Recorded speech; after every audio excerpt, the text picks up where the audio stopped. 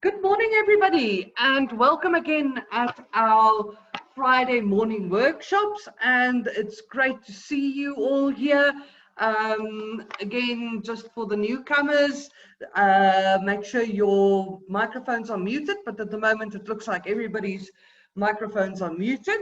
And it looks like we've got quite a strange day today, actually, with the weather and all. It's raining. I don't know what season it's that we're in. But yes, presumably it is late autumn or early winter. And next week we will be talking about winter gardening as well. So let's hope that the weather has by then decided what it wanted to do. So yes, welcome again to everybody.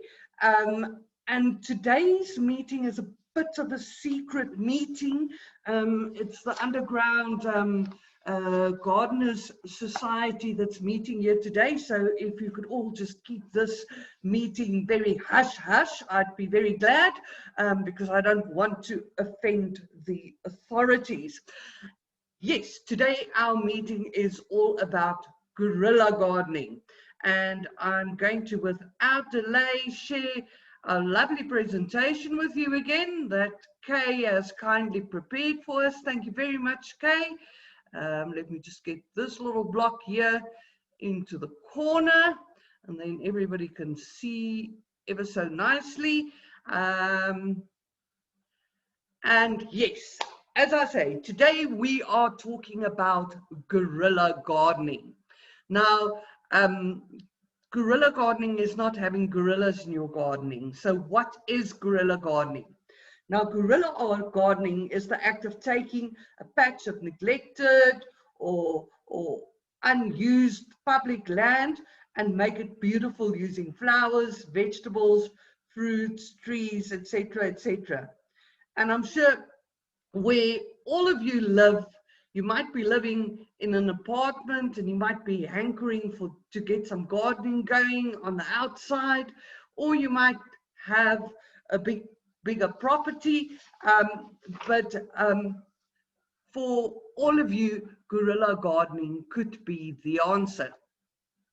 But guerrilla gardening is also an activist's call to arms to all citizens, all our green-fingered citizens, all the people like you listen to these meetings every Friday morning, is to join the revolution, the green revolution, and to become guerrillas of gardening, and to transform public spaces into oases of color and life and biodiversity.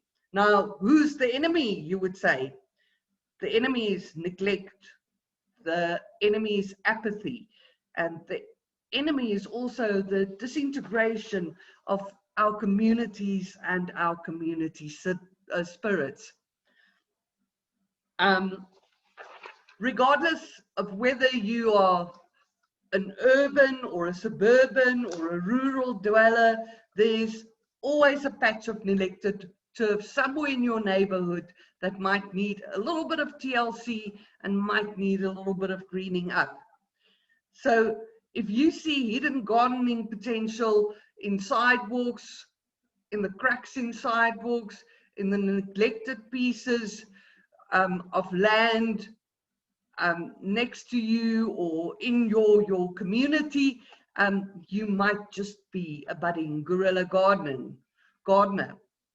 Now, the guerrilla gardening phenomena is sweeping all over the world, and people are finding innovative ways to come together and to optimize these neglected land spaces, and also to beautify their communities, to make it nicer where they live. It's literally a turf war for some. For some, it's a poetic gesture, but it doesn't really matter. Citizens are rolling up their sleeves and they are creating gardens in the most unlikely places. You might have even seen some footage of people planting flowers in potholes. Now, I wouldn't recommend that because it could sort of have more harm for the traffic than what the current potholes have. But those are all ways in which guerrilla gardenings or guerrilla gardeners are trying to focus attention on what is wrong in our environment. Now, the term guerrilla gardening might scare some people off, but the practice has a long history of both radical and community building tactics. Now, I'm thinking of a guy called Johnny Appleseed or Johnny Chapman, which some of you might have heard of, and some not, but he was a guy in the 1700s in America who basically went around in a canoe, basically two canoes. He had like a sort of a catamaran canoe, and the one canoe was packed full of apple seeds, and the other canoe was basically where he lived in. And he traveled throughout the south of America, about 100,000 kilometers, and he spread and planted apple trees all over the place. So one could say that in a way he was probably a guerrilla gardener. So many resistance gardeners consider themselves to be a vandal of sorts, like you would get graffiti artists, but they are vandals with plants and seeds as weapons. And they are operating in empty lots, empty spaces, on public property that's been neglected and would have otherwise been barren. Now, guerrilla gardening focuses on the reclamation, the beautification, and even growing food in public spaces that's not used. And that in itself is a political act, because we are re-educating ourselves about viable land use, and especially with the hanging possibility of worldwide food shortages. We are inclined in this direction. You can, if you are inclined in this direction, you can always slip a little strawberry plant into one of those derelict public planters, or pop a few squash seedlings into a park somewhere where nobody really goes to. So those are all ways in which we can forward the message. So what do you need? The lighter side of guerrilla gardening, it's a campaign to get the community together, and to get the community to grassroots gardening. It also brings people together, and especially now during these times of COVID, it is a safe environment for people to be together, because we can keep our social distancing, etc., etc. And improve your neighborhood, and try to supply some food to the neighborhood, whether as a collective green graffiti or as an attempt to reclaim neighborhood and make improvements for all. Guerrilla gardening is a form of eco-activism, and it's catching up all over the world, regardless of these controversial methods. Now, how do we get started when we want to do guerrilla gardening? And what I've learned about guerrilla gardening, I've sort of made a 11-step guide of things to talk about when you are doing guerrilla gardening. Now, these aren't rules. You can make them up as you go along, because you're a guerrilla. But they are just some lessons from war. Now, I must add here too that in other places in the world, people tend to sometimes go out at night, in the middle of the night, and sort of transform these places overnight. Obviously, in South Africa, in terms of security, etc., I do not think that is such a good idea. So I would first of all recommend that you do get some people to help you, and that you execute your guerrilla gardening in safe spaces, and that you do it in groups, and preferably during the daytime. So how do you get started? Step one is to spot some land that's been orphaned, that is looking a bit grubby or unloved, and there you are. You can use anything that you want to, bare plots of mud, choose something that's close to home, because you will need to sort of maintain that space after you've done the initial guerrilla gardening. Now, the next thing is to mobilize some guerrilla fighters with you. Invite supportive friends to come and help you, or perhaps enroll supportive strangers by announcing your attack in your guerrilla gardening community. Engage with your local residents association, the body corporate. The other day here in Ferndale, I saw there was like a whole complex, and I think it must have been about 100 units or so, and they had like a sort of quite a big pavement area, and I've seen they've planted that entire area up with some vegetables and fruits that people that are walking past can pick at their heart's delight and as they need it. Schools are also a good breeding ground for young, enthusiastic green soldiers too. You can put some leaflets up at your local supermarket, but get people to help you. Now, the next step is to plan a mission. I mean, it's always important to plan a mission if you want to go to war. So find a date in the diary for the attack, a suitable date, maybe a holiday, a Saturday, when people can come and help you, when it is not that busy and where you won't disrupt the rest of society. Now, the next step is to find a local supplier of plants, and obviously the cheaper the better. Cheaper ones are the ones that's free. Sometimes there might be an excess at garden centers, stuff that they throw away. If you befriend your local garden shop manager, you might be able to get some of those throwaway plants for your guerrilla gardening. Or befriend somebody who's got a big garden. They might have some agapanthus and stuff that might have to be divided. Collect seeds from vegetables, from flowers, and these you're going to be using for making seed bombs. Think of the private spaces as training camps for harvesting seeds, cutting plants, hardening them for the big adventure in the wild. Put up advertisements for extra plants in your shopping, your closest shopping mall or cafe, and tell people that you will be needing plants, and sort of start creating a community forum of guerrilla gardeners in the community where you are living. Now, you've also got to be careful with what type of plants you're going to be choosing, because you must remember these plants are going to go into a very harsh environment, which wasn't necessarily meant for gardening.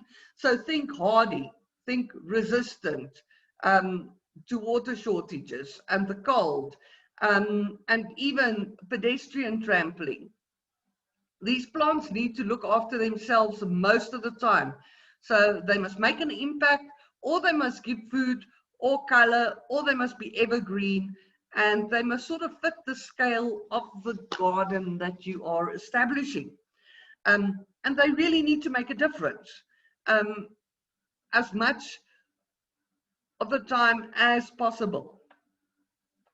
If you're not sure what type of plants to use, speak to people. You can give me a shout out on my email, and there's a lot of advice and experience out there. So tap into all that knowledge.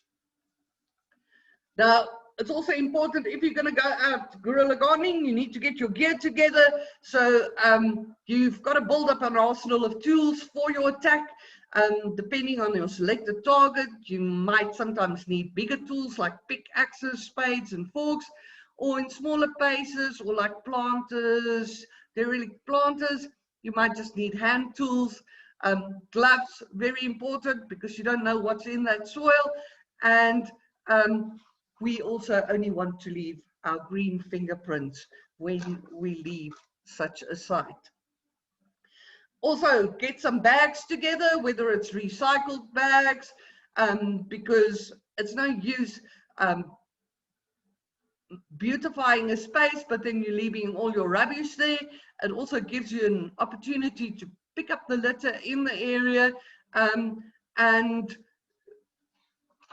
that can then be sort of reused. If you've got organic material, you can get it into a compost heap where you can reuse that compost for other guerrilla gardening projects.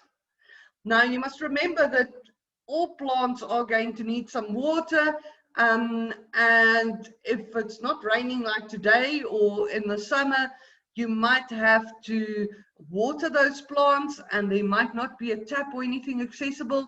So start saving up some water bottles or plastic containers so that you can go out there at least, say, once a week or so and get your garden watered. Now, another very important thing is to make seed bombs. Now, seed bombs are quite easy to make, and you can see all sorts of recipes on the internet. And seed bombs are really nice for when you can't actually access a property or access a space, then you can just fire those seed balls over the fence, over the walls, and you could get those seeds to start germinating. So be very careful what type of seeds you're using for your seed bombs. Those should be seeds that's really hardy and that can sort of fend for themselves. Now, you also going to need a bit of chemical warfare in your guerrilla gardening, and you're going to help your gardens with natural chemicals. Some people have space to have a compost heap, others don't have a space for a compost heap. So if Alex lives in a flat with no garden, he can always try to recycle his organic material that he is using in his kitchen, and you can make vermicompost if you don't have a lot of space. So all those ways are ways to add nutrients for those plants in your guerrilla garden and to help them in their growth. And then the last step is to spread the word. Let people know what you've done.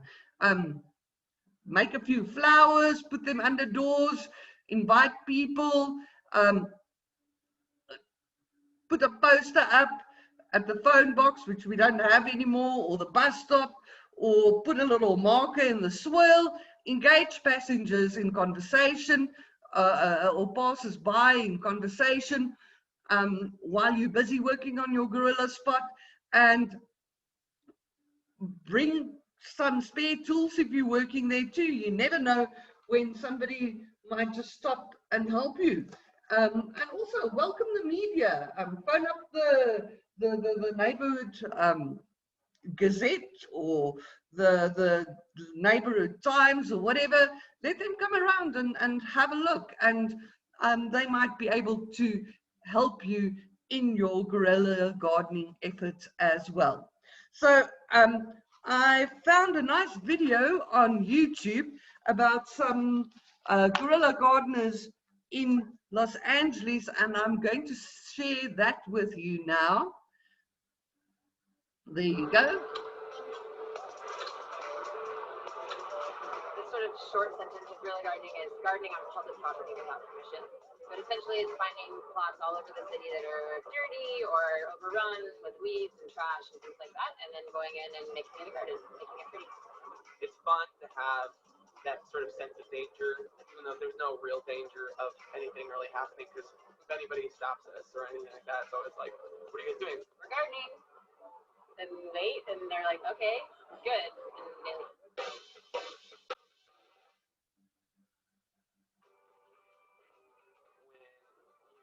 Taking a piece of land that had trash, weeds, and wasn't taken care of, and then, the next morning you have the garden there, and then you come back a week later, a month later, a year later, and you see how that's transformed the neighborhood.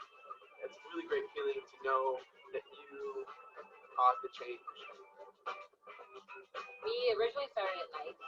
That was sort of the guerrilla. Someone went to bed with no love garden and then woke up and walked out and saw a garden. That's kind of that cool element. So I think that's something I get out of it. But I think the most important for me is building community. You guys want a garden? Yeah? Seriously, you want to have a shovel? Go on, here, come on in. It's amazing to see all these different people who never would have met otherwise and have this kind of common interest. Again, maybe not massive gardeners, but just an interest in sort of unifying and taking ownership of something. So what we do is we garden and find spots like out in public. There isn't anything here, right? So we just find a spot like this and we plant plants and we're like, we just do it. I don't ask for permission or anything like that. We just do it. Go ahead, man. Do the whole. Awesome. Go for it. Let's do it. See how it goes. The most diverse group of people I've ever met has been through Guerrilla Gardening. People who are producers of movies and like homeless people, all ages, from tiny kids to people in their probably in their 90s who wouldn't be interacting in any other way. For me, I'm kind of a spontaneous, want to get it done now person. That's what's great, because I could right now say, oh, I see a spot, and then tomorrow show up with plants and put it in. I heard about Guerrilla Gardening a few months before my birthday, and I was like, oh, that'd be a great idea to do that, rather than going out to a bar and getting drinks or whatever. Hey, everybody, we're going to make a garden, bring some plants. Kenneth and I actually dated for a year, I think, and so actually during when we did our first garden for his birthday, we were dating, and then decided it'd be awesome to try to start a company together. We did, and now we're here, and it's worked out. We put up a website so that people could get the information. It wasn't meant to be like this organization or anything like that. It just became that afterwards. Do you want the Calling Belly on this side? We worked really hard to remain friends and keep it kosher and great, and yeah, and I'm glad actually. I don't think we would be friends without Guerrilla Gardening. Guerrilla Gardening has really changed the way that I've looked at the world in general. I'm constantly looking for a place to put a garden. My mom always makes fun because she used to make my brother and I, weed or do stuff in her yard, but we hated it. And now I'm running a gardening organization. I learned actually that there's something really great about touching dirt and being like, and it sounds a little cheesy, but to be kind of one with the earth and actually get in there and do that, which I think in a city like LA, a lot of people don't get to do that because you don't have a backyard. It's most important to know that if you want to do it, you can, and you should do it tomorrow. I mean, it's easy. The way to start a Guerrilla Garden, first thing is you want to do a little bit of research about what type of plants work well for your area. What we do is all succulents and drought tolerant, so it's actually really easy to maintain. There's not a ton of water. And then you start figuring out where can I find a spot that's going to work. Small is better than big. You want to be kind of maintained. The bigger it gets, the harder it is to take care of. Places that are near where you live, where you work, or where you go to school, because you want to take care of the garden and not just plant it once and leave it because it might turn into what you had. Just do it. A lot of people think, oh, it's got to be the perfect spot, the perfect conditions. Experiment, throw something in there, see what happens. A lot of people ask, is Guerrilla Gardening a political statement? Guerrilla Gardening, for me, isn't a political statement. It's just something that I want to do for my community. I just hope that it inspires other people to take ownership of their own community, their own area, and it causes them to be inspired and take action. So pancake, subscribe. Well, I hope you found that as inspirational as I did. Yes, so that's a little bit about Guerrilla Gardening in LA, and I can't see why we can't get it done here in our own city of Johannesburg and wherever else it is that some of our listeners might be from. So what is the battle strategy, in other words? We need to create beauty around us. So that is foremost one of your strategies that you need to employ. And then I think for me personally, it is also very important that we grow food for the community, for people who pass by. If we are planting plants, we might as well plant useful plants. So instead of just planting a normal tree, why not plant a peach tree or an apricot tree, which are really easy to grow, and they can even be grown from pips. I mean, I don't know, some of you might remember in the old days they spoke about railway peaches, because the people took peaches when they went on long journeys on the railways in the old days, and they used to throw those pips out the window, and lo and behold, they would start growing. So often, especially sort of in the Bronkhorstspruit area and the warmer areas in the country, you would find several peach trees just sort of growing in the middle of nowhere next to railways, and those were the railway peaches. So those type of plants really grow easy, and once they're established, they really don't need a lot of maintenance. So as I say, instead of planting just a tree, why not plant a peach tree or a plum tree or something like that, which can give back to the community, not only in shade and shelter, but also in terms of food. Things like spinach and pumpkins in summer, tomatoes in summer even, very easy to grow. So look at those things, but also incorporate it with things that would make the space beautiful. Another point about guerrilla gardening is biodiversity. Because we're now planting stuff in an area which is usually barren or derelict, we are improving biodiversity. We are bringing pollinators back into our cities, and we also bringing all sorts of small little other animals and insects and things back into our gardens. And then it's also, I think, you know, nothing is done on your own. It's always better to have somebody to help you. So start involving the community, spread the word, and let them all become green warriors, guerrilla gardening warriors, along with you. So just as a last thing before I want to finish off with the presentation, for the very adventurous ones of you, remember tomorrow is actually World Naked Gardening Day, and World Naked Gardening Day has been celebrated for over 30 years, mind you. So I don't know about the weather. It's going to take a little bit to persuade me to do any naked gardening tomorrow, but yes, you could do some naked gardening, or you might challenge yourself. You could do it quietly in your backyard or your courtyard if you feel like it. But I think, you know, one of the things about naked gardening is that you know, you sort of feel one with nature. Oh, and then just please remember to wear your sunblock. Now, World Naked Gardening Day, that is always on the first Saturday of May. And as I say, usually at that time, it is a little bit cold for naked gardening here in South Africa, but nonetheless. So get mobilized now. Guerrilla gardening is bound to gain an even larger following now that people are realizing how delicate our food security is. Start guerrilla gardening in your own backyard right now. And when this whole lockdown thing is over, get together with the community and try some guerrilla gardening in your neighborhood. Greening the environment in any sad city spaces like parks, sidewalks, whatever, car parks, even up walls, and even on rooftops if you are living in a flat building.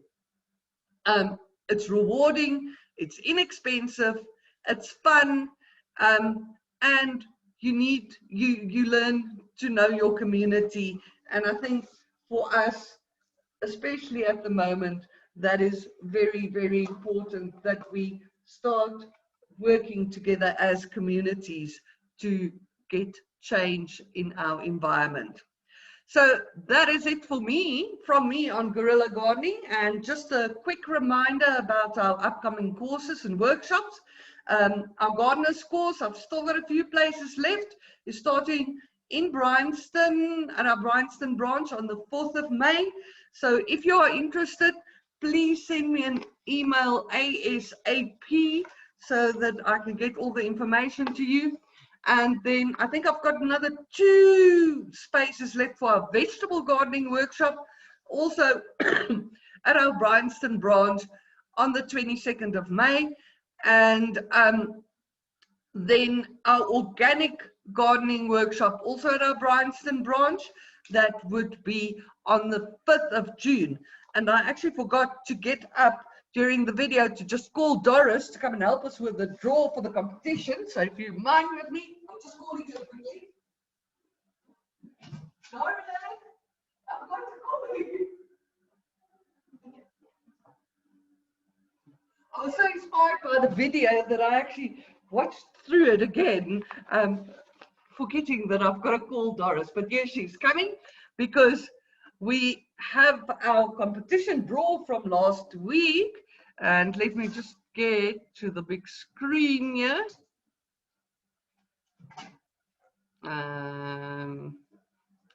Now, where are we now? Aha! Okay. Dorothy, I think you need to get a bit closer here. Oh, yeah. And you've got our entry. I've got my basket. Have you got your basket? Yeah, I've got my basket. Okay, great stuff. Okay. So last week, our competition question was, name any plant that assists with the purification of our homes. And then we had this lovely selection of plants that was sponsored by Impala Nurseries for us. And somebody today is going to be the lucky winner. So get that basket, Doris. No, you bring it up, bring it up, bring it up. Got to shake it properly. Shake. Move in a bit. There we can see you. We don't want people to say that we're cheating. Yeah, no, we're not cheating. Okay, have you got one there? And the lucky winner of this week's prize is Susan Wall. Congratulations, Susan. And Susan's answer was spatworm, which is entirely correct. Congratulations, Susan. I will be in touch with you to get your details and to see how we can get your prize to you. But if you didn't win today, do not despair, because we've got another prize today. And today's prize is especially for our young adventurous guerrilla gardenings. And Greenline Nurseries has sponsored 26 packs of perennial, hardy perennial plants that is good for landscaping, for open spaces and spaces that's a bit neglected. So some lucky guerrilla gardener is going to win 20 trays selection of perennial plant 6-packs.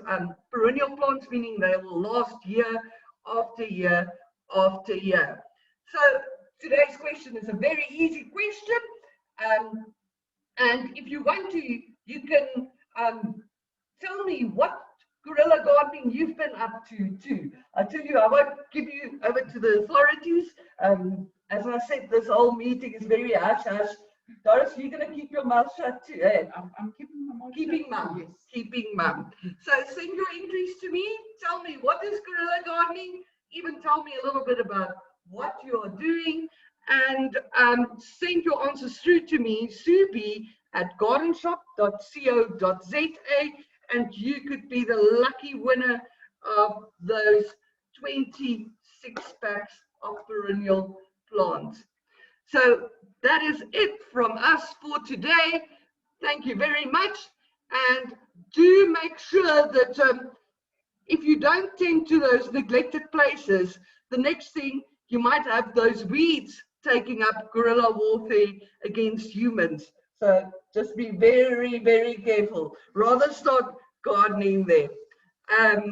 If you've got any questions, I'm always here to answer your questions. And I am always glad to receive emails. Again, my email address, subi@gardenshop.co.za, or our phone number here, 011 465 6485. And Doris would probably be the one that would be answering the phone, and she will put you through to me. And if I'm not here, if I'm out guerrilla gardening by any chance, she will take a message and I will get back to you. So safe, keep gardening, make a turn at all our stores, at Broadacres, Bryanston, and Parktown North, and Have a lovely week, and I'll see you next week for our presentation on winter gardening. Thank you very much.